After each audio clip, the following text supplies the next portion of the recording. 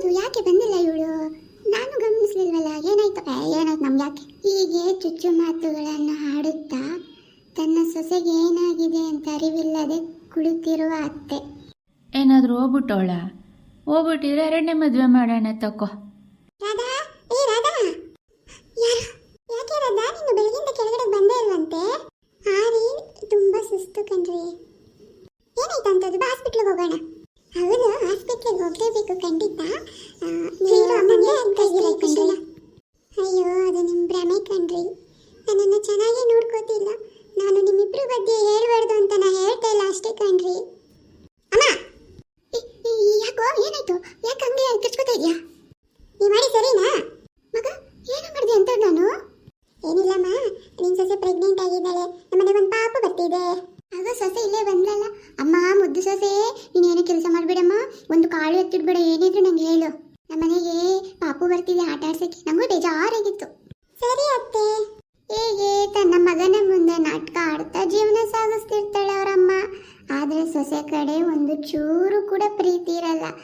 ಆದರೆ ರಾಧಾ ಈ ಪ್ರೆಗ್ನೆಂಟ್ ವಿಷಯ ಕೇಳಿನಾದರೂ ನಮ್ಮ ಅತ್ತೆ ಚೇಂಜ್ ಆಗಿದ್ದಾರೆ ಅಂತ ಅವಳು ಕೂಡ ಮೋಸ ಹೋಗ್ಬಿಡ್ತಾಳೆ. ರಾಧಾ, ಏನು ಕೆಲಸ ಮಾಡಬೇಡ ಆಯ್ತಾ? ಅಮ್ಮ, ಎಲ್ಲಮ್ಮ ಕೆಲಸದವಳು ಸರಿ ಬರ್ತಾ ಇಲ್ಲ.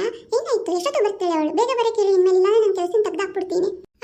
ಅದು ಅದು ಯಾಕಮ್ಮ ಬಾಯ್ ಕದಲಿಸ್ತಿದ್ದೆ? ಏನಾಯ್ತು? ಏನಿಲ್ಲಪ್ಪ, ಮೈ ಹುಷಾರಿರುವಂತೆ ಸ್ವಲ್ಪ, ಹಂಗಾಗಿ ಲೇಟಾಗಿ ಬರ್ತಾ ಇದ್ದಾಳೆ ಅಷ್ಟೇ. ಬಂದು ಕೆಲಸನ ಮುಗಿಸ್ಕೊಂಡು ಹೋಗ್ಬಿಡ್ತಾಳೆ. ಸರಿನಮ್ಮ, ಇವಾಗಿಂದ ರಾಧಾನ ಹುಷಾರಾಗಿ ನೋಡ್ಕೋಬೇಕು ಆಯ್ತಾ? ಅಪ್ಪ, ಮಗು ಕಾಲಲ್ಲಿ ಹಿಂಗೆ ಹೊಡಿತಾ ಇದ್ದೆ, ಇಷ್ಟು ಖುಷಿ ಆಗುತ್ತಲ್ಲ ತಾಯ್ತಾನ ಅಂದ್ರೆ. ಏನೇ ಮಾಡ್ತಾ ಇದೆಯಾ? ಕುತ್ಕೊಂಡಿಲ್ಲಿ. ಅತ್ತೆ, ಒಂಚೂರು ಸುಸ್ತಾಯಿತು, ಅದಕ್ಕೆ ಇಲ್ಲೇ ಕುತ್ಕೊಂಡೆ ಅತ್ತೆ.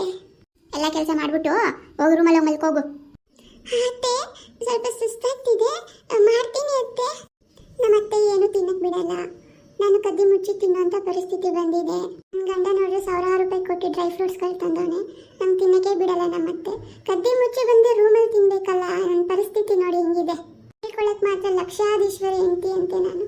ಬೇಡ, ಪ್ರೀತಿಯಿಂದ ನೋಡ್ಕೊಂಡು ಒಂದು ತುತ್ತು ಅನ್ನ ತಿನ್ನಿಸ್ಬಿಟ್ರೆ ನಂಗೆ ಅದು ಹೊಟ್ಟೆ ತುಂಬ ಹೋಗುತ್ತೆ. ನನಗೆ ಪ್ರೀತಿ ಕೊಡೋರೇ ಯಾರು ಇಲ್ದಿರಂಗಾದ್ರಲ್ಲ.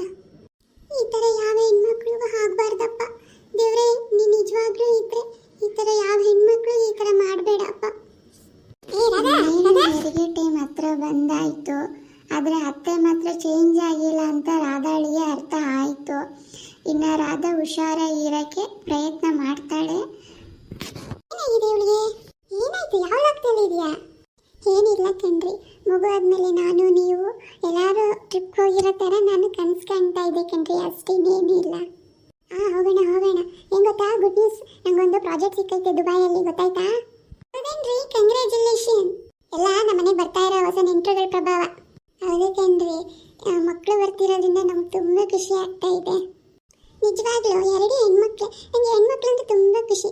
ನೋಡೋಣ ಯಾವ ಮಕ್ಕಳಾಗುತ್ತೆ. ಯಾವ ದೇವ್ರು ಏನು ಕೊಡ್ತಾನೆ ಕೊಡಲಿ. ನೀನು 2 ಮಕ್ಕಳು ಸಾಕ್ತೀನಿ ಕಣೆ. ನಿನ್ನ ಮುದ್ದಾಗಿ ನೋಡ್ಕೊತೀನಿ ಕಣೆ. ಇನ್ನ ನನ್ನ ಜವಾಬ್ದಾರಿ ಬರುತ್ತೆ.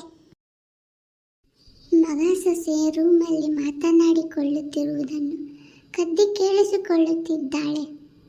ಇನ್ನು 2 ಮಕ್ಕಳ, ಅವಳಿ ಜೋಳಿನ. ನನ್ನ ಮಗನು ನನ್ನ ಹತ್ರ ಸುಳ್ಳು ಹೇಳ್ಬಿಟ್ನಲ್ಲ, ಸತ್ಯನೇ ಹೇಳಿಲ್ವಲ್ಲ ನನ್ನ ಹತ್ರ. ಅವನಿಗೆ ಪ್ರಮೋಷನ್ ಬಂದೈತೆ, ನಂಗೆ ಮಾತು ಹೇಳಿಲ್ವಲ್ಲ ಇವನು. ಫಸ್ಟು ಹೆಂಡತಿ ಹತ್ರ ಹೇಳ್ತಿದ್ದಾನಲ್ಲ, ಹಂಗಂದ್ರೆ ಅಮ್ಮ ಅಂದರೆ ನಾನು ಕೇವಲ ಆಗ್ಬಿಟ್ಟ. ಮುಂದಕ್ಕೆ ನೋಡ್ಕೊಳ್ಳೋಣ. ಏನೇ ಮಾಡಿದ್ರು ಬಡ್ಡಿಗ ಭಾಗ್ಯಮ್ಮ ಅವರಂತೂ ಬದಲಾಗಲ್ಲ. ಸೊಸೆಗಂತೂ ಹಿಂಸೆ ಕೊಡೋದನ್ನ ನಿಲ್ಲಿಸಲ್ಲ. ಮಗುವಿಗೆ ತನ್ನ ತಾಯಿ ಬುದ್ಧಿ ಏನಂತ ಅರ್ಥ ಆಗಲ್ಲ. ಪಾಪ ಇದ್ರ ಮಧ್ಯೆ ಸಿಗಾಕೊಂಡಿರೋಳು ರಾಧಾ ಬಾಯ್ ಬಿಟ್ಟು ಹೇಳೋಕ್ಕಾಗ್ತಾ ಇಲ್ಲ. ನೋಡೋಣ ಮುಂದಿನ ಸಂಚಿಕೆಯಲ್ಲಿ.